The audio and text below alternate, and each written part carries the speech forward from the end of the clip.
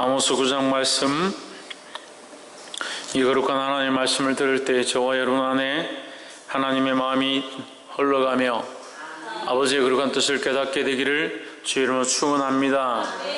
우리의 뜻이 아니라 우리의 의를 세우고 우리의 잘났음을 세우려고 한다면 우리가 하나님 앞에 있을 수가 없는 거죠. 그렇지만 우리가 하나님 앞에 와 있다는 것은 우리의 뜻을 세우는 것이 아니라 하나님의 뜻을 세우려고 하는 것입니다. 깨달아 알게 되기를 주의 이름으로 축원합니다. 그래서 교회에 어떤 일이 있다든지 가정에 어떤 일이 있을 때 하나님 뜻이 무엇일까, 하나님 무엇을 기뻐하실까 그렇게 물어야 되지. 자꾸 인간적으로 생각해서 인간적인 계산 방법들을 동원해서 왜 이렇게 하느냐, 왜 저렇게 하느냐, 결국 하나님 뜻이 없는 것들을 주장하고 있는 거죠. 어리석은 말들을 하는 겁니다. 참 아이들을 가르치다 보면 답답할 때가 어떤 때가 있느냐, 말씀을 전할 때는 듣는데 목자가 앞에서 지혜로 가르치면 그것을 아멘하고 순종을 해야 되는데 자기 생각이 옳지 않다라고 생각해서 듣지 않는 거예요. 그러면 자기가 가지고 있는 그 생각은 하나님 주신 생각인가? 그게 문제죠. 자기 논리를 여전히 세워놓으니까 그걸 듣지 않는 겁니다. 하나님 뜻들을 받지 않는 겁니다. 책망하면 왜 이런 글로 책망을 하느냐, 왜 목사가 나에게 책망하느냐. 하나님 앞은 전혀 생각 안 하고 자기 삶도 하나님 앞에 있지 않고 목사님도 하나님 세우신 자다 생각이 전혀 없이 하나님 떼고 생각하는 거예요. 그러니까 결정할 때 자기 생각대로, 자기 감정대로, 자기 기분대로 왜 이렇게 하느냐, 나는 그렇게 못하겠다. 이게 순종하면 누가 손해보느냐. 내가 목사님의 말씀을 따라서 내가 순종했다. 순종했는데 잘못했다. 그럼 누가 손해보는 거냐? 하나님 책임지실 문제지. 왜 그것을 자기가 인간적으로 계산하고 따지냐는 거예요. 왜 그럴 것 같습니까? 하나님 떼고 생각하니까 그런 거예요. 그러니까 자기 가치관을 내려놓으라고 그만큼 가르쳐도 그래도 믿음으로 산다는 이 기도한 사람들이나 죄송한 말이지만 사모님도 자꾸 인간적인 생각을 가져와서 그렇게 적용하는 거예요. 그럼 말씀에 순종하고 복종하면 하나님 책임지실 거고, 우리가 하나님 앞에 기도할 때 하나님 왜 우리가 하나님 앞에 순종했는데 왜 이렇게 되었습니까? 하나님 정산해 주십시오. 그렇게 물을 수 있죠. 그런데 말씀에 순종하지도 않고 자기 생각대로 다 해놓고 나중에 기도할 때는 하나님 우리 가운데 축복해 주시고 우리 삶에 역사해 주시고, 하나님 없는 삶은 하나님 없는 삶이다. 하나님과 관계없는 예배를 드리고 있는 겁니다. 하나님과 관계없는 삶들을 살아가고 자기 가치 기준과 자기가 생각하고 있는 것들로 다 결정하면서 필요할 때는 하나님 왜 응답하지 않습니까? 이게 잘못됐다는 거예요. 잘못됐다는 거예요. 그럼 말씀을 왜 듣습니까? 이걸 듣고 내 안에 내가 가지고 있던 생각들을 바꾸어서 하나님 원하시는 생각들을 바꾸려고 말씀을 듣는 거예요. 그러면 말씀을 들었으면 바뀌어져야죠. 자기 가치관들을 내려놓고 자기 고집을 내려놓고 자기 감정을 내려놓고 내가 생각하기에는 목사님 이렇게 하면 안 된다, 교회가 이렇게 하면 안 된다, 하나님 이렇게 하면 안 된다라고 하는 그 생각이 바뀌어져서 하나님 앞에 순종하고 말씀 앞에 순종하고 하나님 세우신 종 앞에 순종하고 그렇게 돼야지 그게 말씀을 듣는 자의 모습이지. 그 영적인 싸움도 그렇잖아요. 누구하고 싸우나요? 누구하고? 내 안에 나와 싸우고, 내 안에 연약한 나의 자아와 싸우고, 어둠의 권세와 세상 주관자들, 그들을 향한 영적 싸움을 싸워야지. 그들이 내 안에 와서 나를 자꾸 넘어뜨리니까 그들과 싸워야 될 건데, 누구하고 싸우냐? 진리를 가르치는 자, 교사들과 직분자들과 주님이 세우신 주의 종들과 싸운다는 게 뭐 지지고 볶고 맥살 잡고 싸운다는 게 아니라 말씀대로 살아라 하면 왜 그렇게 해야 되냐고. 다른 사람 다 하지 않는데 왜 목사님 나한테만 자꾸 그렇게 시키냐고. 제가 시키는 게 아니라 말씀이 시키는 말씀이 가르치는 거잖아요. 옆에서 한번 보시죠. 말씀 앞에 순종하고 말씀대로 살아갑시다.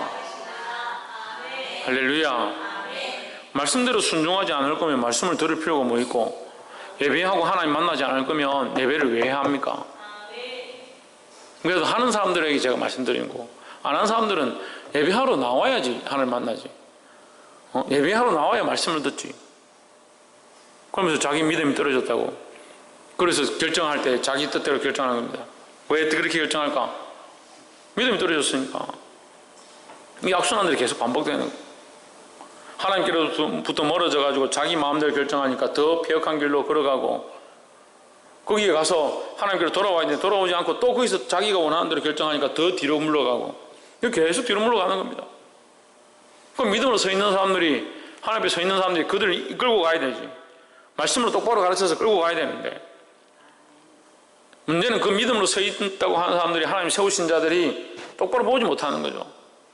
한국 교회의 모습도 그렇고, 앞에 선 리더자들이, 목자들이, 목사들이 똑바로 서서 말씀으로 인도해야 되는 얘기를 못하니까 문제고, 교회도 마찬가지예요. 우리 교회도 마찬가지라고요. 리더자로 서 있는 사람들이 말씀으로 가운데 서 있으면 그렇지 아니함을 봅니다. 그럼 그렇지 아니함을 끌고 가야 되는데, 가정도 마찬가지입니다. 믿음으로 서 있고 앞으로 먼저 믿음을 가진 사람들이 믿음으로 서서 그들을 바른 길로 인도해 가야 됩니다. 꼭 문제가 있으면 분명히 앞에 기도한 사람들이, 앞에 선 사람들이 문제가 있는 거예요.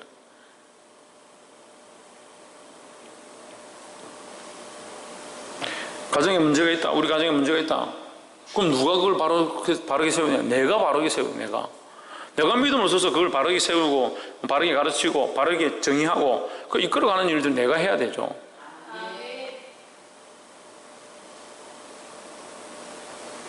깨달아 알게 되기를 주 이름으로 축원합니다. 누구 앞에서?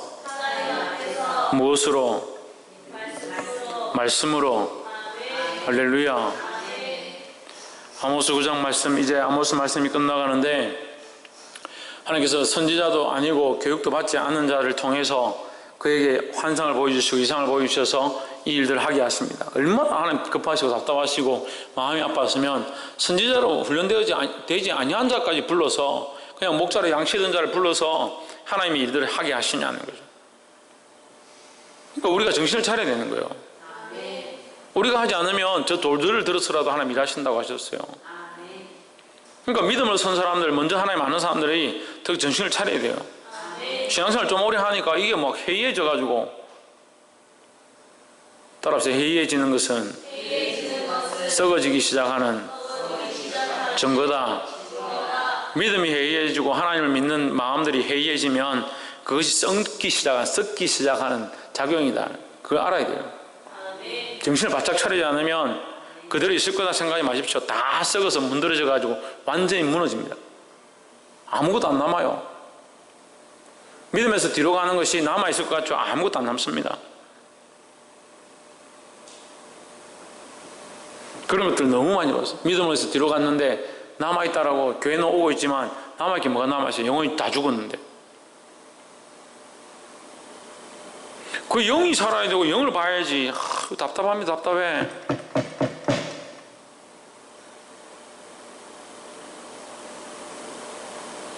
그 아빠를 끌어놓다가 여기 앉혀놓는다 해서 그 영이 살았습니까?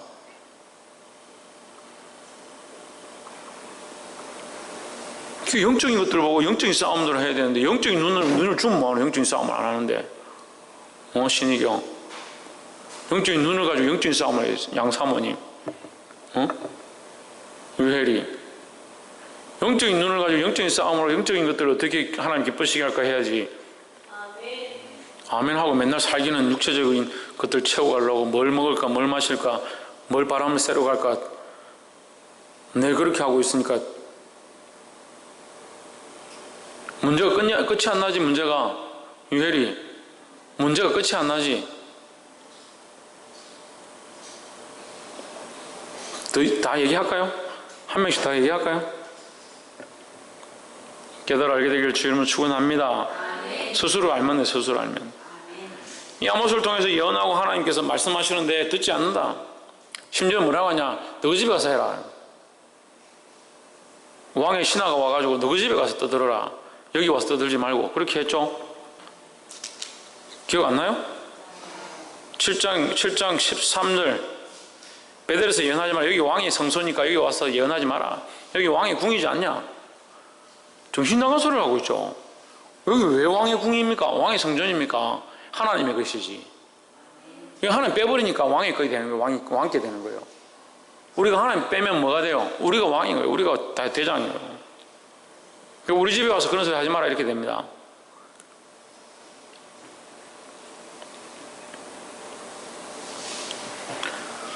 아모스가 계속 예언하고 경고하고 너희가 망할 것이다, 멸망될 것이다, 회개하고 돌이켜라. 돌이키지 않습니다.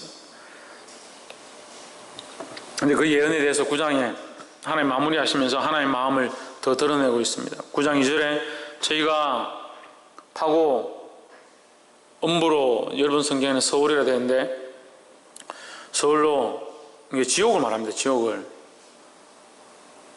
지옥에 가면 하나님 손이 안 닿을 것이냐 이렇게 생각하죠. 천만의 말씀입니다.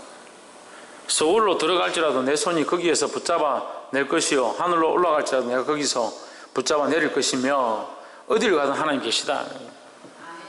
3절에 갈멜산 꼭대기에 숨을지라도 내가 거기에서 찾아낼 것이요, 내 눈을 피하여 바다 밑에 숨을지라도 내가 거기서 뱀을 명하여 물게 할 것이요. 하나님은 어디를 가든 내가 반드시 너희를 찾아내고 반드시 너희에게 뭐 하겠다? 징벌을 하겠다라는 거예요. 징벌을 하겠다. 그러니까 이게 참 두려운 말씀이에요.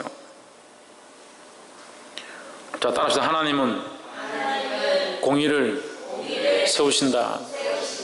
하나님 반드시 공의를 세우는 겁니다. 자, 그래서 우리가 죄를 지었다. 죄를 지으면 그 죄에 대한 뭐가 있다? 대가가 반드시 있는 거죠. 근데 우리 죄를 지었는데 이걸 빨리 깨닫고 회개하고 돌이키면 하나님께서 이걸 감해 주시는 겁니다. 주의 은혜로 덮어주시고 이렇게 넘어가신다는 거예요. 그럼 먼저 우리 이렇게 생각하겠죠. 아, 내가 죄를 암만 지어도 예수 그리스도의 피로 정결케 하면 다 문제없이 다 넘어간다. 천만의 말씀이에요. 그럼 고통이 있다는 거예요. 고통이 따른다는 거죠. 저 내가 죄를 지었다. 하나님 앞에 회개한다.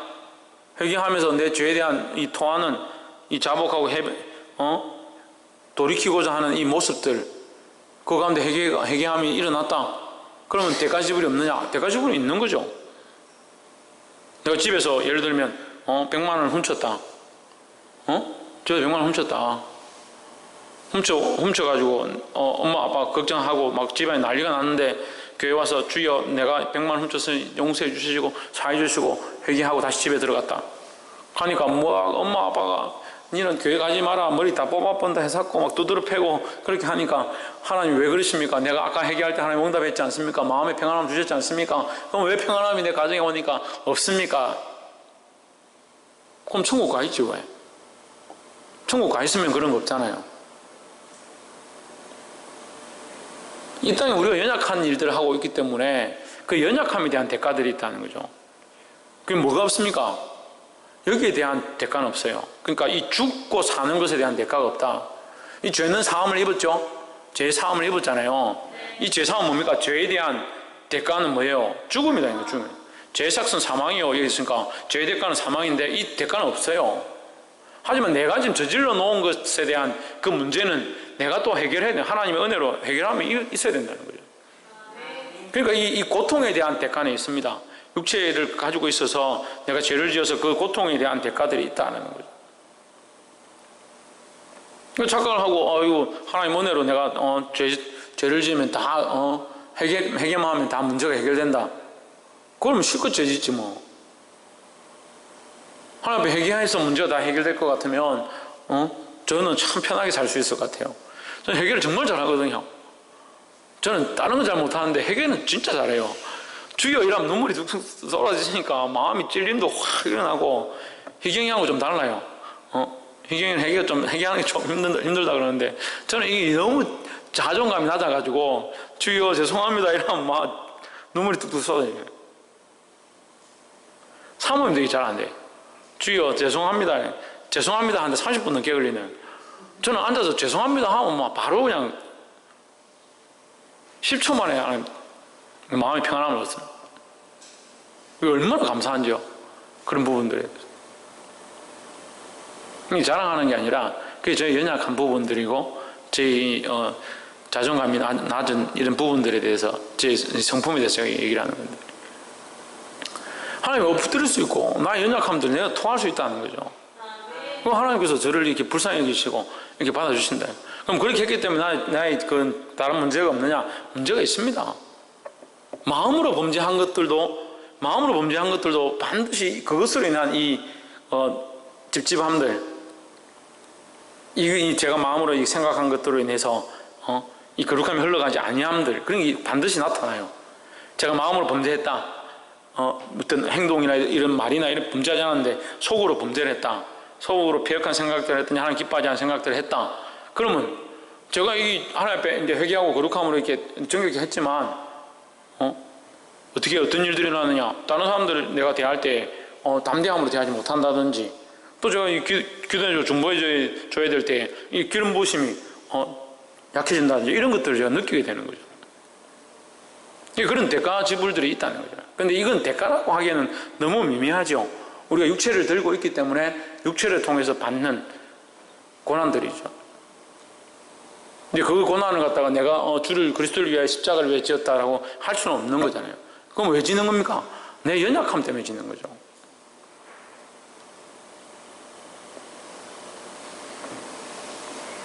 깨달아 알게 되기를 주 이름으로 축원합니다.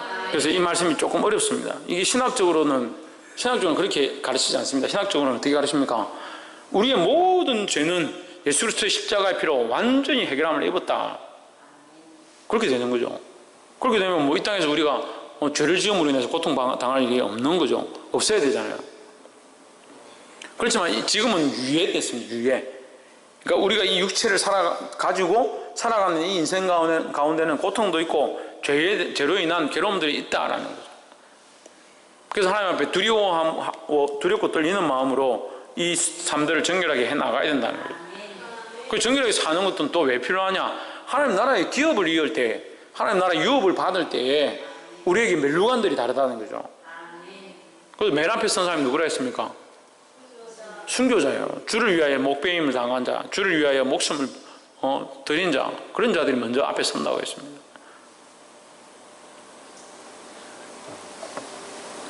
그래서 이 말씀은 지금 9장 2절과 3절 이 말씀들은 1절부터 4절까지 계속 얘기하는데, 심지어는 네가 원수에게 4절에 보시면 네가 원수에게 사로잡혀 가서 끌려갈지라도 내가 거기서 칼로 명령하여 너를 죽이게 할 것이다. 이게 뭘 말하냐면 반드시 대가 지불을 한다는 거죠. 반드시 하나님께서 정산하신다라는 겁니다. 그럼 목사님 죄 짓고 예배도 안 드리고 세상으로 마음대로 굴러가서 자기 마음대로 살고 있는데 잘 살고 있는데요. 그런 사람들은 왜 하나님이 대가 지불을 하지 않습니까? 그 자체가 대가 지불인 거예요. 그 자체가 세상을 흘러가서 예수님 믿지 못한 것 그 자체가 불행인 거예요. 하나님을 알지 못하고 하나님을 잃어버리고 하나님과의 이 교통함들이, 영적 교통함들이 끊어져 있는데, 끊어져 있는 줄 모르고 있는 것, 은혜를 맛보아 알 수 있는 기회가 있고 하나님 앞에 나와서 기쁨을 누릴 수 있는, 하나님과 교제하며 기쁨을 누릴 수 있는데 그걸 누리지 못하는 그 자체가 절망이고 그 자체가 징벌인 거예요. 그 예수님 말씀하시죠. 저희는 믿지 아니함으로 이미 심판을 받은 것이다 이랬습니다. 믿지 아니함으로 다리가 부러졌다 그래서 심판을 받았다 하는 게 아니고, 저희가 믿지 아니함으로, 믿지 않는 것 자체가 이미 심판이라는 거죠. 그럼 우리는 뭡니까? 믿음으로 축복과 구원을 받은 거예요. 믿는 것 자체가 축복이고, 나와서 예배할 수 있는 것 자체가 축복이고, 이 자리에 앉아 있는 게 축복이에요. 아무리 얘기해도 앉아 있지 않습니다. 아무리 얘기해도 예배 오지 않습니다. 그 자체가 저주인데, 그 저주를 자기가 당하고 있는 줄 모르고 자기가 그런 고통 가운데 있는 줄 모르는 것이 불쌍한 거예요. 돌이키게 되기를 주 이름으로 축원합니다. 8절에 보라, 주 여호와 내가 범죄한 나라에 주목하여 지면에서 멸하리라. 그러나 야곱의 집은 온전히 멸하지는 아니하리라. 이는 여호와의 말씀이니라 했습니다. 근데 하나님께서 이 하나를 더 허락하시는데, 그 범죄한 나라에 대한 징벌을 대가 지불을 하겠다 하시면서 8절에서 무슨 말을 하냐면, 보라, 주 여호와의 눈이 범죄한 나라를 주목하노니, 범죄한 나라를 주목한다는 말은 대가 지불을 하게 하겠다는 거죠. 보고 있다는 거죠. 네가 한 대로 내가 봉하겠다. 대가집을 하겠다는 건데 내가 그것을 짐에서 멸하리라. 그러나 대가집을 반드시 하겠다. 그러나 야곱의 지금은 온전히 멸하지는 아니하리라. 이 온전히 멸하지는 않겠다라는 게 뭐냐면 온전히 완전히 멸하지 않겠다. 이제 온전히 멸하면 끝나는 거죠. 끝나는 거잖아요. 근데 하나님 뭘 하시냐? 여기에 기회를 주신다는 거죠. 어느 집에? 야곱의 집에. 하나님 택하신 자들에게 하나님께서 기회를 주신다라는 거죠. 이걸 뭐라고 하냐면 긍휼을 더하신다라는 겁니다. 그 하나님의 마음이 이거예요. 우리는 이것을 얻을 만한 가치가 안 되고 얻을 만한 행위가 안 되지만 우리가 이것을 이만큼 했기 때문에 구원을 얻을 만하다라고 할 수 없지만 거기에 뭘 더하시냐? 하나님의 은혜와 긍휼을 더하셔서 이게 넘어가게 하시는 것이 하나님의 마음이다라는 거죠. 그래서 여기에 우리가 신약적으로 해석하면 이렇게 되는 겁니다. 하나님의 은혜가 없이는 아무도 구원받을 만한 자가 없다라는 거죠.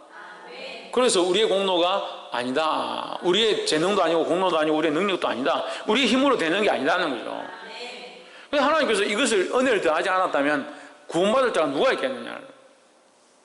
그래서 요한계시록에서도 하나님께서 그 고난의 때, 이 심판의 때를 감하지 않았다면 구원받을 자가 어디 있겠는가?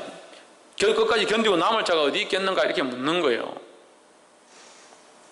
그러니까 우리의 힘이 아니라 우리의 능력으로 이것을 이루는 것이 아니라 하나님의 긍휼이 있음으로 말미암아 우리가 구원을 입었다. 왜요? 왜? 우리는 다 따라합시다. 우리는 다 죄인이기 때문에. 우리는 다 죄인이기 때문에 다 똑같은 죄인이라는 겁니다. 똑같은 다 죄인이니까 우리가 나는 괜찮습니다. 나는 구원을 얻을 수 있습니다. 라고 할 만한 사람이 아무도 없는 거죠.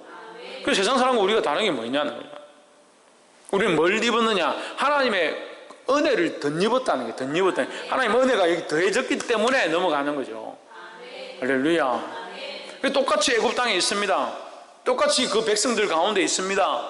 하지만 우리가 문설주에 피를 발랐다는 거예요. 이스라엘 백성들이 문설주에 피를 발랐다. 그래 하나님께서 뭘 보시고 그 문설주에 피를 보신 걸 보고 바른 걸 보고 넘어갔다는 거예요. 그럼 어떤 사람들이 생각해요. 아, 이거 문설주에 피를 발랐으니까 참 대단한 일을 했지 않냐, 희생이 있었지 않느냐. 정말 말씀입니다. 그 피가 무슨 대가지불이 되고 그 양피를 잡아서 발랐는데 그게 무슨 대단한 능력이 되냐는 거죠. 그래서 우리의 능력이 아니다. 우리가 어떤 공로를 했기 때문에 그 공로로 말미암아 구원을 얻은 게 아니다라는 겁니다. 그래서 뭐라고요? 자랑할 수 없다. 결코 자랑할 수 없다는 거예요. 그래서 우리의 구원 얻음은, 우리의 온전케 됨은 하나님의 전적인 은혜다라는 겁니다. 할렐루야. 그래서 믿음이 없어지고 상태가 안 좋아지면 뭘 잊어버리냐? 하나님의 은혜를 잊어버리는 겁니다. 그 자기밖에 모르는 거예요. 자기가 했고, 자기한테 이렇게 했고, 자기가 이런 수모를 당했고, 자기가 힘들고, 자기가 어렵고, 자기가 바쁘고, 자기가 시간이 없고. 그럼 하나님은 도대체 뭐 하냐고? 자기 삶에. 그럼 하나님이 없는 삶을 사는 거죠. 하나님 없는 삶을. 하나님 없으니까 하나님 앞에 드릴 게 없는 겁니다. 시간을 드릴 것도 없고, 예물을 드릴 것도 없고, 마음을 드릴 것도 없는 거예요.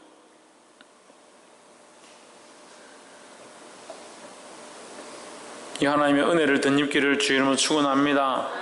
11절에 그날에 내가 다윗의 무너진 천막을 일으키고 그 틈을 막으며 그 테라한 것을 일으켜서 옛적과 같이 세우고 했습니다. 뭘 일으키고? 다윗의 무너진 장막을 일으키고. 할렐루야. 다윗의 무너진 장막을 일으키겠다. 이 우리 사도행전 말씀을 통해서 봤습니다. 하나님께서 우리 안에 어떤 일들을 하기 원하냐? 다윗의 무너진 장막을 회복해 하겠다는 거죠.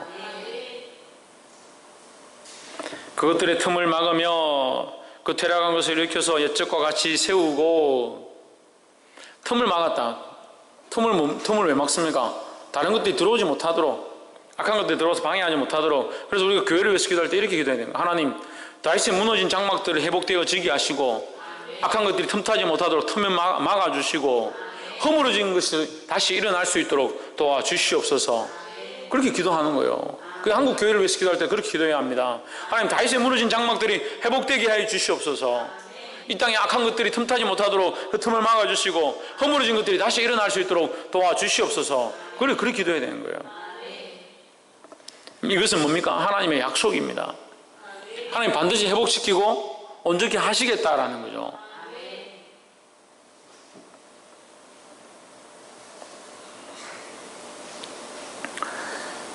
13절에 여호와께서 가라사대 보라 날이 이럴지라 그때에 밭가는 자가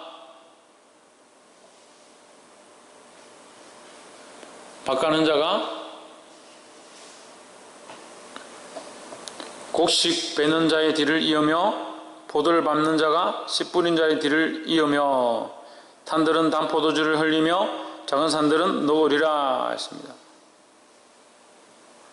자, 곡식 베는 자, 밭 가는 자, 밭을 가는 자가 누구 뒤에 있다고요? 추수하는 자. 그럼 추수가 먼저입니까? 밭 가는 게 먼저입니까? 아니, 그래. 누가 뒤에 있습니까? 파종하는 자. 그러니까 파종은 이제, 밭을 가는 거. 지금 다시 밭을 시작한다는 말이죠. 밭을 다시 갈기 시작한다. 다시 파종해서 다시 뿌리기 시작한다. 이 말이에요. 그럼 추수하는 게 먼저입니까? 밭을 가는 게 먼저입니까?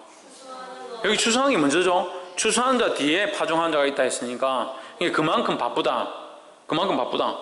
지금 추수한 지 얼마 안 됐는데 지금 우리 동네 방기마을도 농사가 잘 됩니다. 농사 잘 되는데 밭 갈고 나면 몇 달 묵혀 놓습니다. 겨울 동안 또 묵혀 놓기도 하고 보리를 하기도 하지만 이게 묵혀 놓는 거예요. 왜 묵혀 놓습니까? 그 다음 해에 농사를 짓기 위해서 묵혀 놓잖아요. 근데 농사가 잘 되면 어떻게 돼요? 앞에 밭 갈았는데 농사가 너무 잘 되니까 빨리 또 씨를 뿌리는 거죠. 그럼 또 농사 또 잘 되는 겁니다. 그래서 삼모작 하는 거죠. 이 농사 잘 될 때는 삼모작 하는 거예요. 이 동네도 잘 되면 이제 이모작씩 이렇게 합니다. 그러니까 추수하는 자 뒤에 추수를 하자마자 또 거기에 밭을 갈고 파종하는 사람들이 있다. 그만큼 기름지고 잘 된 토양이 좋다. 그런 젖과 꿀이 흐르는 땅이다 이 말이에요. 우리가 앞에 보았던 말씀들을 비교하면 젖과 꿀이 흐르는 땅이다. 포도를 밟는 자가 씨 뿌린 자의 뒤를 이으며, 씨 뿌리는 자, 포도 씨를 뿌리자마자 뒤에 뭐하냐? 포도를 따가지고 이거 밟아서 포도주 틀을 해가 즙을 짜는 일을 하는 일을 바로 연결해서 한다. 얼마나 하나님 축복하시냐?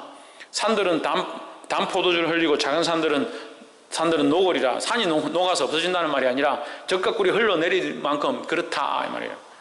가는 곳마다 달고 귀한 음식들이 흘러나온다, 녹아내린다 이런 말이에요. 이 녹으리라는 것은 이제 꿀이나 이런 걸 보면 이제 더우면 이제 이게 진액이 흘러서 녹아내리잖아요. 이제 그런 의미들을 표현하는 거죠.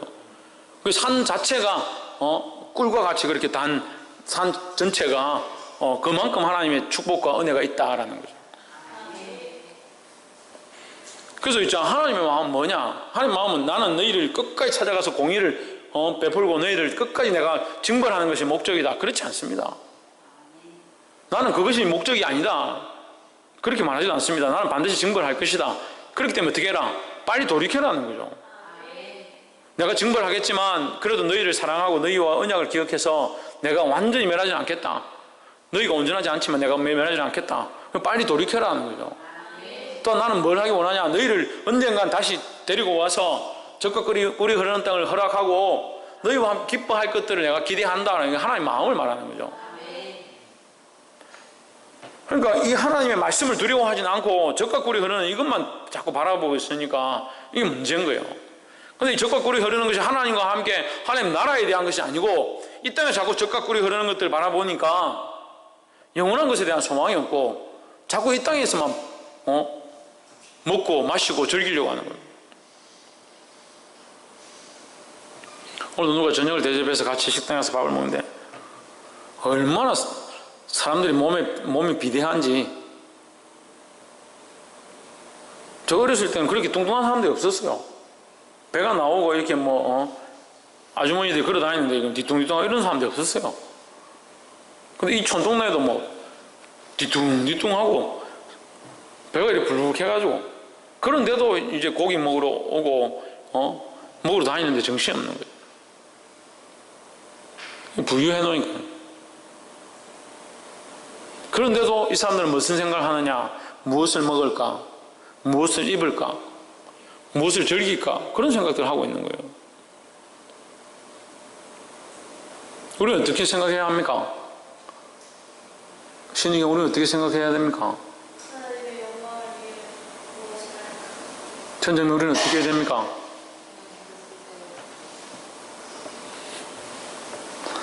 김태현 우리는 어떻게 해야 됩니까?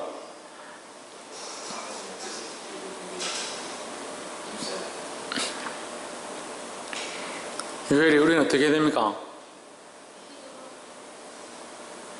따라합시다. 어떻게 하면 하나님을 기쁘시게 할까? 어떻게 하면 하나님 기쁘시게 할까? 어떻게 하면 자식을 기쁘게 할까? 어떻게 하면 손주를 기쁘게 할까? 어떻게 하면 내 남자친구를 기쁘게 할까? 이거는 잘 되는데 어떻게 하면 하나님 기쁘시게 할까? 이건 생각을 안 하는 거예요. 이건 하지 마라 해도 자연스럽게 이 사람들을 어떻게 하면 내가 기쁘게 할까? 이렇게 되는데 하나님을 기쁘시게 하라는 거는 가르쳐도 안 돼요. 이 말 써다녀요. 제가 이제 이번 주부터 써다니까요. 여기다 하나님을 기쁘시게 하자.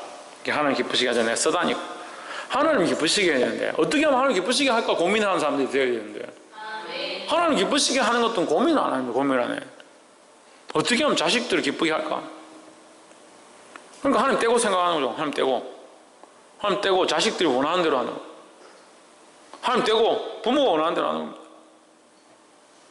그러니까 축복의 자리에 나오는 게 아니고 하나님이 공의의 칼을 맞는 자리에 나아가게 되는 거예요.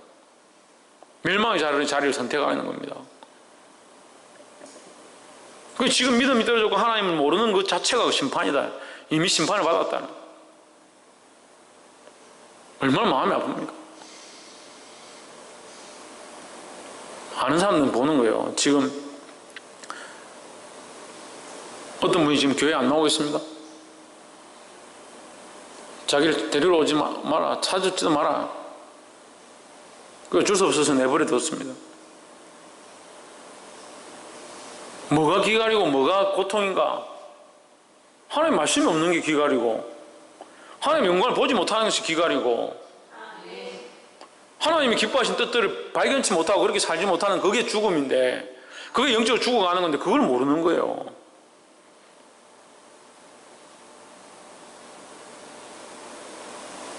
마지막 15절에 내가 저희를 그 본토에 심으리니 저희가 나의 준 땅에서 다시 뽑히지 아니하리라. 이는 내 하나님 여호와의 말씀이니라 했습니다. 내가 그들의 땅에 심으리니 그들의 땅이 여러분 성경에는 그들의 땅에 되어 있는데 제 성경에는 본토라 되어 있습니다. 본토. 원래 그들이 살고 있던 땅이 말이에요. 그들의 땅이라는 것은 우리가 원래 살았던 땅이 어디입니까?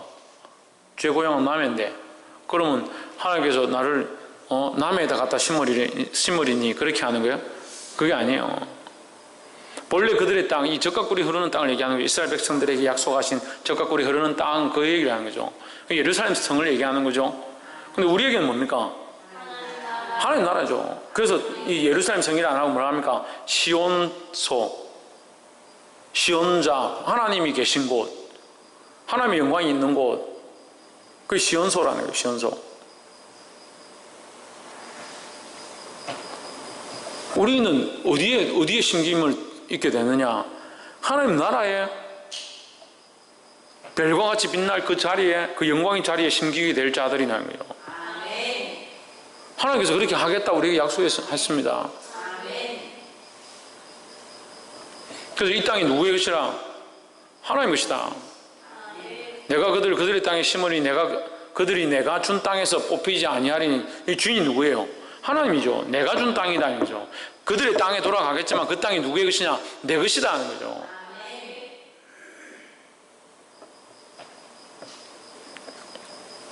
사랑하는 여러분, 우리가 이 하나님의 약속을 기억함으로 영원한 하나님 나라를 얻게 되는 자들이 되기를 주의 이름으로 축원합니다. 그 하나님 나라에 거하게 될 자, 믿음이 들어 물러가서 하나님과의 관계가 끊어지는 자가 아니라 하나님과의 관계를 회복하고 하나님 더 기뻐하시는 것들을 회복함으로 말미암아 어떻게 하면 주를 기쁘시게 할까?